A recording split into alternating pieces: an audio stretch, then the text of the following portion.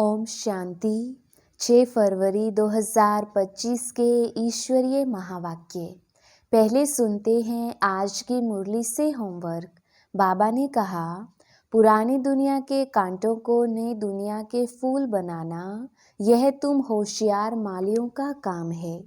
बाप जो ज्ञान का खजाना दे रहे हैं, उसको लेने के लिए दौड़ दौड़ कर आना है। इसमें भी किसी प्रकार का बहाना नहीं देना है। बाप की याद में 10 माइल भी पैदल चलने से थकावट नहीं होगी। विजय माला में आने का आधार पढ़ाई है। पढ़ाई पर पूरा ध्यान देना है। और अब सुनते हैं महावाक्यों को विस्तार से।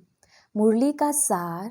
मीठे बच्चे, पुरानी दुनिया के कांटों को नई दुनिया के फूल बनाना, यह तुम होशियार मालियों का काम है। प्रश्न, संगम युग पर तुम बच्चे कौन सी श्रेष्ठ तकदीर बनाते हो? उत्तर, कांटे से खुशबूदार फूल बनना, यह है सबसे श्रेष्ठ तकदीर। अगर एक भी कोई विकार है, कांटा है, जब कांटे से फूल बनो, तब सतो प्रधान देवी देवता बनो। तुम बच्चे अभी 21 पीढ़ी के लिए अपनी सूर्यवंशी तकदीर बनाने आई हो। गीत, तकदीर जगाकर आई हूँ। ओम शांति। गीत बच्चों ने सुना। यह तो कॉमन गीत है, क्योंकि तुम हो माली, बाप है बागवान। अब मालियों को कांटों से फूल बनाना है। यह अक्षर बहुत क्लियर है। भगत आए हैं भगवान के पास। ये सब भक्तियां हैं ना। अब ज्ञान की पढ़ाई पढ़ने बाप के पास आए हैं। इस राजयोग की पढ़ाई से ही नई दुनिया के मालिक बनते हो। तो भक्तियां कहती हैं, हम तकदीर बनाकर आए हैं, नई दुनिया दिल में सजा कर आए हैं। बाबा भी रोज कहते हैं कि स्वीट होम और स्वीट राजाई को याद करो। आत्मा को याद करना है। हर एक सेंटर पर कांटों से फूल बन रहे हैं। फूलों में भी नंबरवार होते हैं ना। शिव के ऊपर फूल चढ़ाते, कोई कैसा फूल चढ़ाते, कोई कैसा। गुलाब के फूल और अख के फूल में रात दिन का फर्क है। यह भी बगीचा है। कोई मोतिये के फूल हैं, कोई चंपा के, कोई रतन ज्योत हैं, कोई अक के भी हैं। बच्चे जानते हैं, इस समय सब हैं कांटे। यह दुनिया ही कांटों का जंगल है। इनको बनाना है नई दुनिया के फूल। इस पुरानी दुनिया में है कांटे। तो गीत में भी कहते हैं, हम बाप के पास आए हैं पुरानी दुनिया के कांटे से नई दुनिया का फूल बनने। जो बाप नई दुनिया स्थापन कर रही है, कांटे से फूल अर्थात देवी देवता बनना है। गीत का अर्थ कितना सहज है। हम आए हैं तकदीर जगाने नई दुनिया के लिए। नई दुनिया है सतयुग। कोई की सतो प्रधान तकदीर है, कोई की रजो तमो है। कोई सूर्यवंशी राजा बनते हैं, कोई प्रजा बनते हैं, कोई प्रजा के भी नौकर चाकर बनते हैं। यह नई दुनिया की राजाई स्थापन हो रही है। स्कूल में तकदीर जगाने जाते हैं ना। यहाँ तो है नई दुनिया की बात। इस पुरानी दुनिया में क्या तकदीर बनाएंगे? तुम भविष्य नई दुनिया में देवता बनने की तकदीर बना रहे हो। जिन देवताओं को सभी नमन करते आए हैं। हम ही सो पूज्य दे, फिर हम ही पुजारी बने हैं। 21 जन्मों का वर्षा बाप से मिलता है, जिसे 21 पीढ़ी कहा जाता है। पीढ़ी वृद्ध अवस्था तक को कहा जाता है। बाप 21 पीढ़ी का वर्षा देते हैं, क्योंकि युवा अवस्था में व बचपन में बीच में अकाले मृत्यु कभी होता नहीं, इसलिए उनको कहा जाता है अमर लोक। यह है मृत्यु लोक, रावण राज्य। यहाँ हर एक में विकारों की प्रवेशता है। जिसमें कोई एक भी विकार है तो कांटे हुए ना। बाप समझेंगे माली रॉयल खुशबूदार फूल बनाना नहीं जानते हैं। माली अच्छा होगा तो अच्छे अच्छे फूल तैयार करेंगे। विजय माला में पिरोने लायक फूल चाहिए। देवताओं के पास अच्छे अच्छे फूल ले जाते हैं। समझो क्वीन एलिजाबेथ आती है तो एकदम फर्स्ट क्लास फूलों की माला बनाकर ले जाएंगी।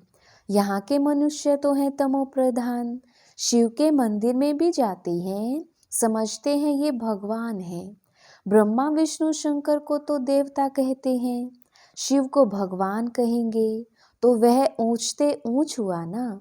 अब शिव के लिए कहते धतूरा खाता था, भांग पीता था, कितनी ग्लानि करते हैं, फूल भी अक के ले जाते हैं। अब ऐसा परमपिता परमात्मा उनके पास ले क्या जाते हैं। तमो प्रधान कांटों के पास तो फर्स्ट क्लास फूल ले जाते हैं और शिव के मंदिर में क्या ले जाते, दूध भी कैसा चढ़ाते हैं, 5% दूध, बाकी 95% पानी। भगवान के पास दूध कैसा चढ़ाना चाहिए, जानते तो कुछ भी नहीं। अब तुम अच्छी रीति जानते हो, तुम्हारे में भी नंबरवार हैं, जो अच्छा जानते हैं उनको सेंटर का हेड बनाया जाता है। सब तो एक जैसे नहीं होते, बल पढ़ाई एक ही है, मनुष्य से देवता बनने की ही एम ऑब्जेक्ट है, परंतु टीचर तो नंबरवार है ना। विजयमाला में आने का मुख्य आधार है पढ़ाई।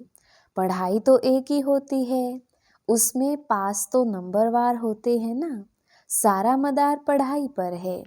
कोई तो विजयमाला के 8 दानों में आते हैं, कोई 108 में, कोई 16,108 में। सीजरा बनाते हैं ना, जैसे झाड़ का भी सीजरा निकलता है। पहले पहले एक पत्ता, 2 पत्ते, फिर बढ़ते जाते हैं। यह भी झाड़ है।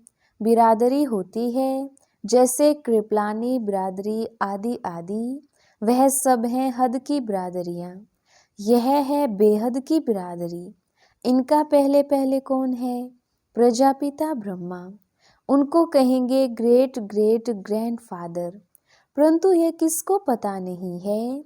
मनुष्य मात्र जरा भी नहीं जानते कि सृष्टि का रचयिता कौन है। बिल्कुल अहिल्या जैसे पत्थर बुद्धि हैं। ऐसे जब बन जाते हैं तभी बाप आते हैं। तुम यहाँ आए हो अहिल्या बुद्धि से पारस बुद्धि बनने, तो नॉलेज भी धारण करनी चाहिए ना। बाप को पहचानना चाहिए और पढ़ाई का ख्याल करना चाहिए।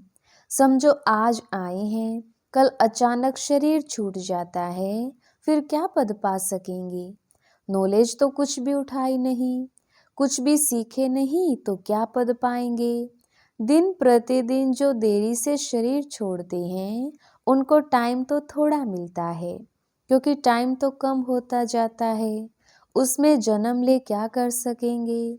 हाँ, तुम्हारे से जो जाएंगे तो कोई अच्छे घर में जन्म लेंगे, संस्कार ले जाते हैं तो वह आत्मा झट जाग जाएगी, शिव बाबा को याद करने लगेगी। संस्कार ही नहीं पड़े हुए होंगे तो कुछ भी नहीं होगा। इसको बहुत महीनता से समझना होता है। माली अच्छे अच्छे फूलों को ले आते हैं तो उनकी महिमा भी गाई जाती है। फूल बनाना तो माली का काम है ना। ऐसे बहुत बच्चे हैं जिनको बाप को याद करना आता ही नहीं है। तकदीर के ऊपर है ना, तकदीर में नहीं है तो कुछ भी समझते नहीं। तकदीरवान बच्चे तो बाप को यथार्थ रीति पहचान कर उन्हें पूरी रीति याद करेंगे। बाप के साथ साथ नई दुनिया को भी याद करते रहेंगे। गीत में भी कहते हैं ना, हम नई दुनिया के लिए नई तकदीर बनाने के लिए आए हैं।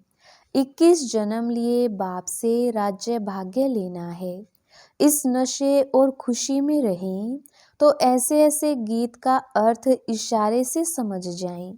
स्कूल में भी कोई की तकदीर में नहीं होता है तो फेल हो पड़ते हैं। यह तो बहुत बड़ा इम्तिहान है, भगवान खुद बैठ पढ़ाते हैं। यह नॉलेज सभी धर्म वालों के लिए है। बाप कहते हैं अपने को आत्मा समझ मुझ बाप को याद करो। तुम जानते हो किसी भी देहधारी मनुष्य को भगवान कह नहीं सकते। ब्रह्मा विष्णु शंकर को भी भगवान नहीं कहेंगे, वह भी सूक्ष्म वतनवासी देवताएं हैं। यहाँ है मनुष्य, यहाँ देवताएं नहीं हैं। यह है मनुष्य लोक। यह लक्ष्मी नारायण आदि दैवी गुण वाले मनुष्य हैं, जिसको डीटिज्म कहा जाता है। सतयुग में सभी देवी देवता हैं। सूक्ष्म वतन में है ही ब्रह्मा विष्णु शंकर। गाते भी हैं ब्रह्मा देवताय नमः, विष्णु देवताय नमः। फिर कहेंगे शिव परमात्माय नमः। शिव को देवता नहीं कहेंगे और मनुष्य को फिर भगवान नहीं कह सकते। 3 फ्लोर है ना, हम हैं 3rd फ्लोर पर। सत्युग के जो दैवी गुण वाले मनुष्य हैं वही फिर आसुरी गुण वाले बन जाते हैं। माया का ग्रहण लगने से काले हो जाते हैं, जैसे चंद्रमा को भी ग्रहण लगता है ना। वह है हद की बातें, यह है बेहद की बात। बेहद का दिन और बेहद की रात है। गाते भी हैं ब्रह्मा का दिन और ब्रह्मा की रात। तुमको अभी एक बाप से ही पढ़ना है, बाकी सब कुछ भूल जाना है। बाप द्वारा पढ़ने से तुम नई दुनिया के मालिक बनते हो। यह सच्ची सच्ची गीता पाठशाला है। पाठशाला में हमेशा नहीं रहते। मनुष्य समझते हैं भक्ति मार्ग भगवान से मिलने का मार्ग है। जितना बहुत भक्ति करेंगे तो भगवान राजी होगा और आकर फल देगा। ये सब बातें तुम ही अब समझते हो। भगवान एक है जो फल अभी दे रहे हैं। जो पहले पहले सूर्यवंशी पूज्य थे उन्होंने ही सबसे जास्ती भक्ति की है, वही यहाँ आएंगे। तुमने ही पहले पहले शिव बाबा की अव्यभिचारी भक्ति की है, तो जरूर तुम ही पहले पहले भगत ठहरे, फिर गिरते गिरते तमो प्रधान बन जाते हो। आधा कल्प तुमने भक्ति की है, इसलिए तुमको ही पहले ज्ञान देते हैं। तुम्हारे में भी नंबरवार हैं। तुम्हारी इस पढ़ाई में यह बहाना नहीं चल सकता कि हम दूर रहते हैं इसलिए रोज नहीं पढ़ सकते। कोई कहते हम 100 माइल 10 माइल दूर रहते हैं। अरे बाबा की याद में तुम 10 माइल भी पैदल करके जाओ तो कभी थकावट नहीं होगी। कितना बड़ा खजाना लेने जाते हो। तीर्थों पर मनुष्य दर्शन करने लिए पैदल जाते हैं, कितना धक्का खाते हैं। यह तो एक ही शहर की बात है। बाप कहते हैं मैं इतना दूर से आया हूँ, तुम कहते हो घर 5 माइल दूर है। वाह, खजाना लेने के लिए तो दौड़ते आना चाहिए। अमरनाथ पर सिर्फ दर्शन करने के लिए कहाँ कहाँ से जाते हैं। यहाँ तो अमरनाथ बाबा स्वयं पढ़ाने आए हैं। तुमको विश्व का मालिक बनाने आया हूँ। तुम बहाना करते रहते हो। सवेरे अमृत वेले तो कोई भी आ सकते हैं, उसमें कोई डर नहीं है। कोई तुमको लूटेंगे भी नहीं। अगर कोई चीज जेवर आदि होंगे तो छीनेंगे। चोरों को चाहिए ही धन पदार्थ, परंतु किसकी तकदीर में नहीं है तो फिर बहाने बहुत बनाते हैं। पढ़ते नहीं तो अपना पद गवाते हैं। बाप आते भी भारत में हैं, भारत को ही स्वर्ग बनाते हैं। सेकंड में जीवन मुक्ति का रास्ता बताते हैं, परंतु कोई पुरुषार्थ भी करे ना, कदम ही नहीं उठाएंगे तो पहुंच कैसे सकेंगे। तुम बच्चे समझते हो कि यह है आत्माओं और परमात्मा का मेला। बाप के पास आए हैं स्वर्ग का वर्षा लेने। नई दुनिया की स्थापना हो रही है। स्थापना पूरी हुई और विनाश शुरू हो जाएगा। यह वही महाभारत की लड़ाई है ना। अच्छा, मीठे मीठे सिकिलदे बच्चों प्रति माता पिता बाप दादा का याद प्यार और गुड मॉर्निंग। रूहानी बाप की रूहानी बच्चों को नमस्ते। हम रूहानी बच्चों की रूहानी बाप दादा को याद प्यार गुड मॉर्निंग और नमस्ते जी।